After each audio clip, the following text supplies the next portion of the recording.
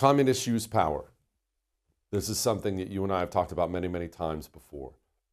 Whatever power they have, they believe in using it. And I'll tell you, as evil and sick as it is, in a way I almost admire it. And let me explain.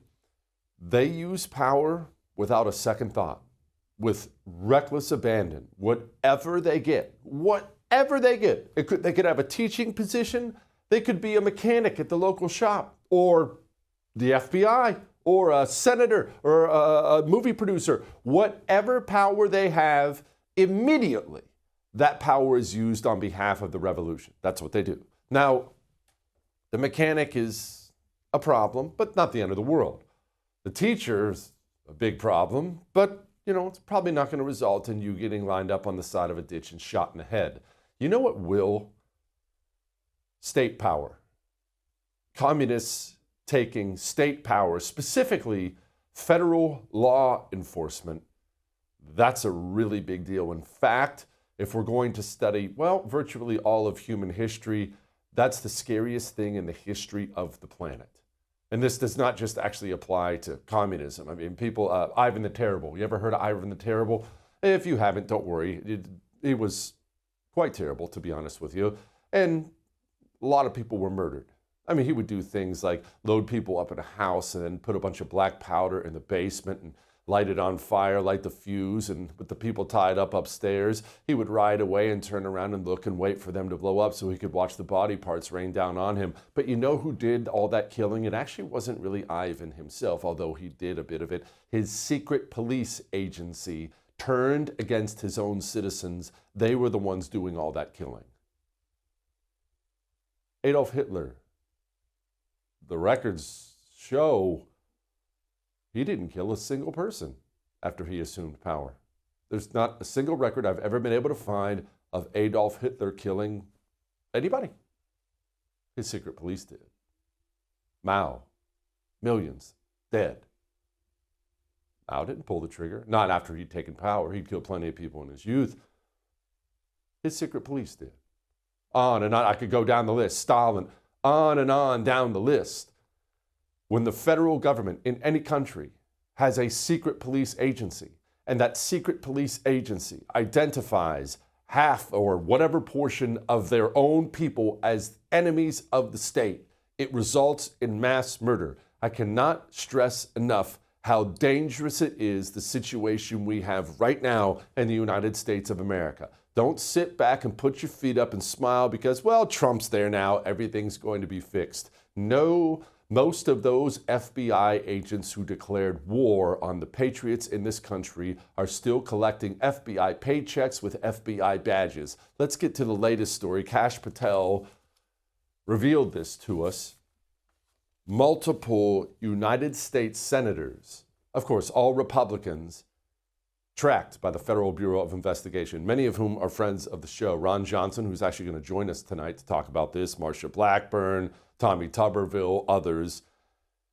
The Federal Bureau of Investigation, through years and years and years of communist effort, has been conquered by communists. Now, let me pause for a moment because I understand right now the inclination may be right now to say, hey, that was how it was under Biden.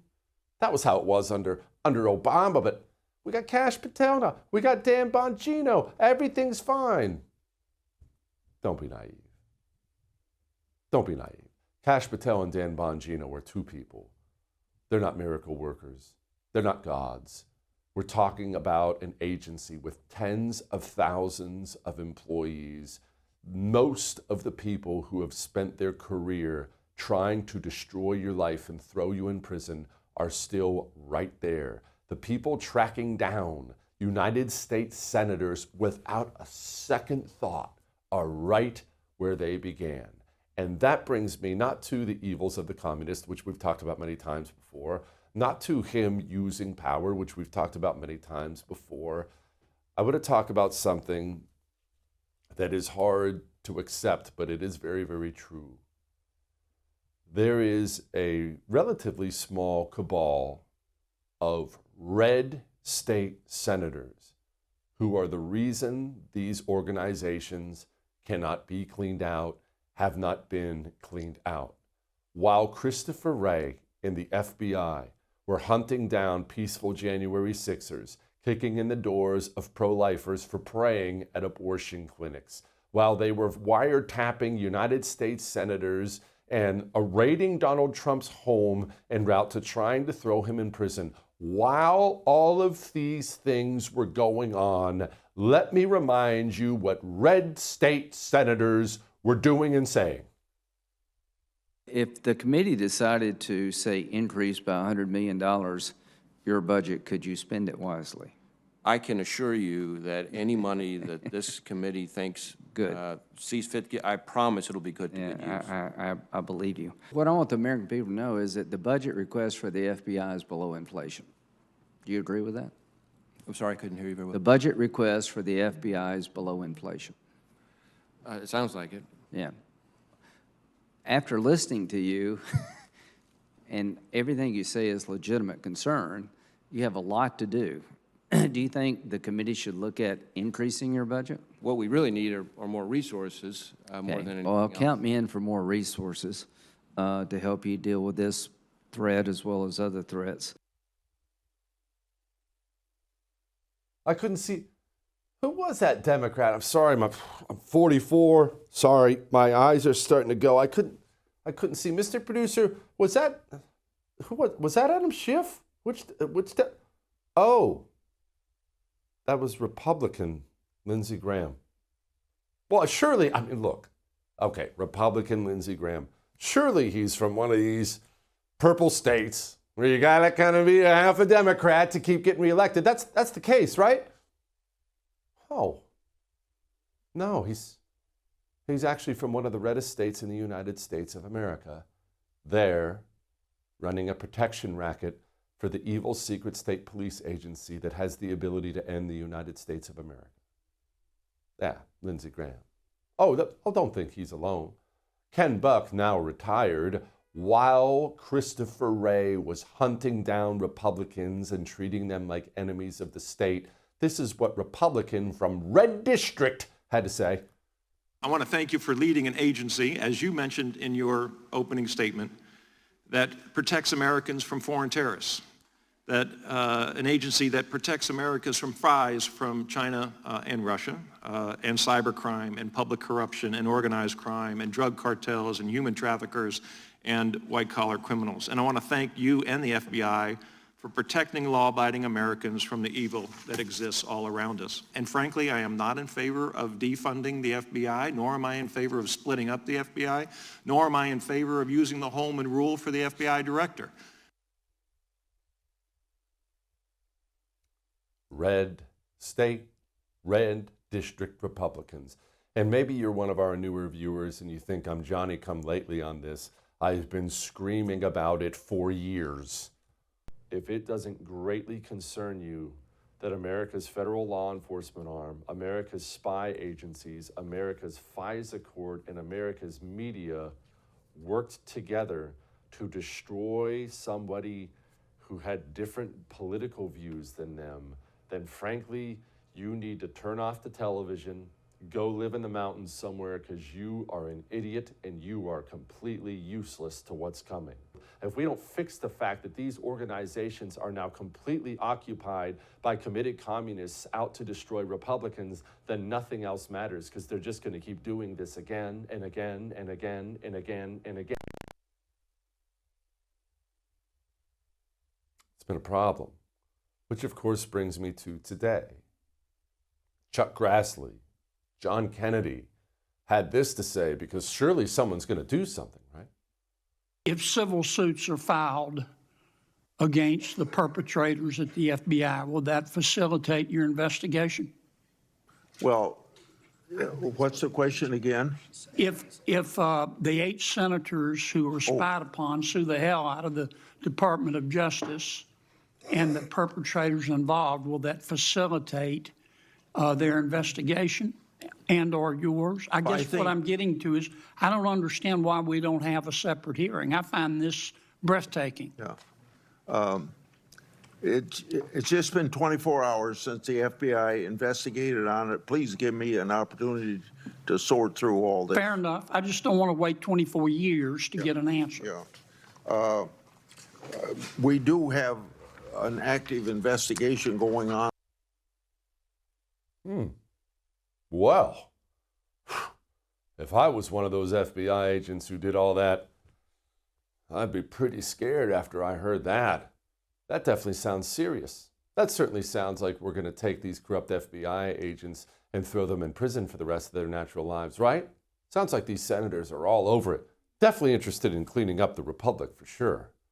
Oh, which of course brings me to Pam Bondi from today. Operation Arctic Frost was an unconstitutional, undemocratic abuse of power. During Arctic Frost, the FBI also placed 92 linked Republican individuals and Republican groups, such as Charlie Kirk's Turning Point, on their list. This is the kind of conduct that shattered the American people's faith in our government, as I said in my opening statement. We are ending this weaponization. Our FBI is targeting violent criminals, child predators, and other lawbreakers, not sitting senators who happen to be from the wrong political party. Several of your colleagues sitting at this dais were targeted, and others. We will continue to stop that throughout the Justice Department. That is the ultimate weaponization of government. Okay. Then what? We're ending it. Do you think the communists who still sit inside the FBI, CIA, NSA, IRS, EPA, all throughout the government, do you think the communists sitting there watch things like that and said, whoa, whew, we're in trouble now, guys. We're ending it. Someone has to go to prison. Ending it is not punishment. We must have a way to visit pain on the government people who have done these evil things to us. Pain, legal pain, done legally, arrested, tried, convicted, prison. I will say again, if you want a truly just country, the only way to ensure a truly just country is reserving the worst punishments in your country for corrupt government officials. Yes, I'm talking about worse than murderers, worse than gangbangers. The worst punishments in any country should be reserved for government people who do evil with the government power they have been given. Instead, we have a completely upside-down system in this country where you can apparently commit unending crimes with your government position. And of course, the statute of limitation always runs out, or we'll ask you to resign, or maybe you'll get furloughed, or we're ending it now. Ending it now doesn't bring justice to anybody. Nobody. Prison. That's what I need. I understand Pam Bondi has to show up when the Senate calls, whatever, did her testimony today. Fine, sounds good. I need government people in prison because I'm interested in saving the United States of America. And without that, we cannot. All that may have made you uncomfortable, but I am right. I would thank you for coming to my YouTube channel, but I know how brilliant it is, and I know you love it here. So subscribe and watch. We're going to start really ramping things up and putting some funny stuff, some interesting stuff out there, some collaborations. Either way, my YouTube channel is officially the place to be. So stick around.